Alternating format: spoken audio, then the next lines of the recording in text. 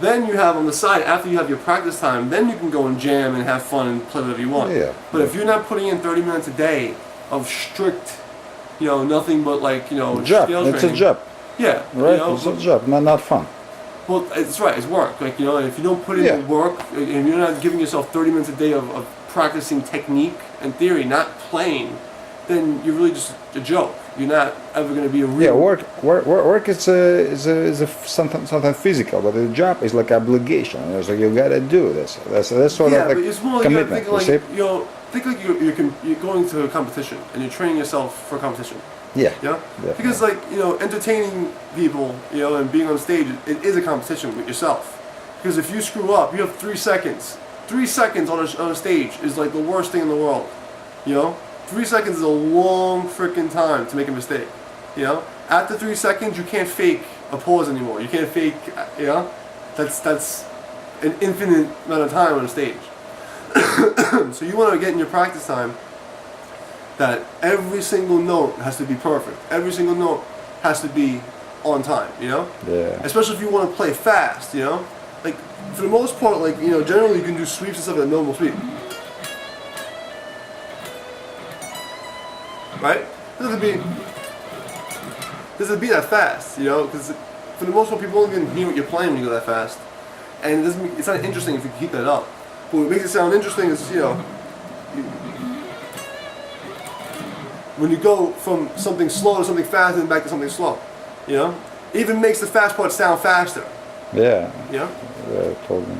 So that would be the way I would go about it, is that if you really are in the way of shredding, make sure that your practice time is about consistency and the technique rather than entertaining.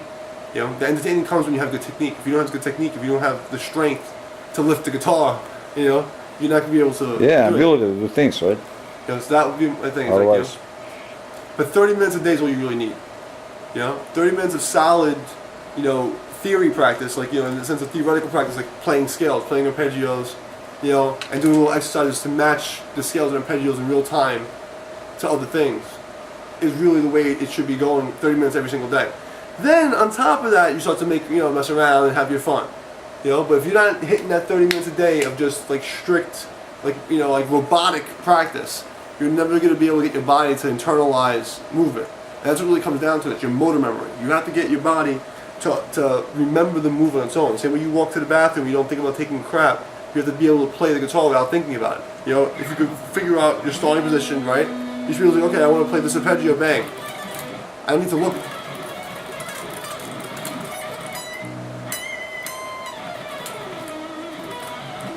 You should not need your eyes. You should be able to get that to the point where the programming is so far in that you can see it and feel it. It's not connected, and that only comes from a strict regimen. Yeah. But even if you try to just start smacking it around rather than going, you see these guys do that. I personally would just do something very slow, very simple, and keep it correct yourself, make it every move count. So just going and hitting the damn guitar. Think about what the hell you're doing. Stop.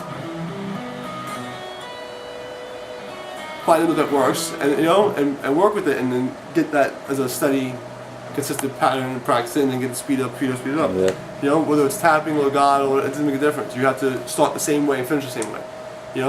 So always go slow, fast, back and forth, Yeah. and that's the consistency. So even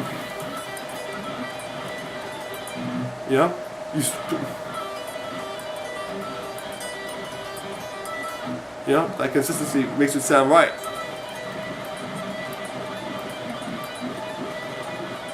It isn't what you're doing. The symmetry is what makes it sound proper.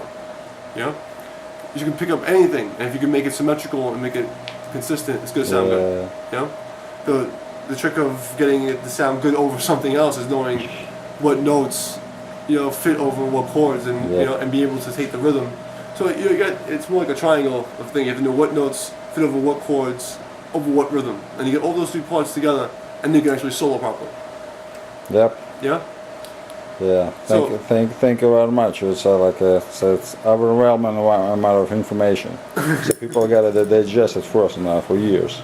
That's what I think. So Yeah. like special thanks from Russian community. So guitar enthusiasts. Yeah, it was okay. David Coverdale специально для Джема.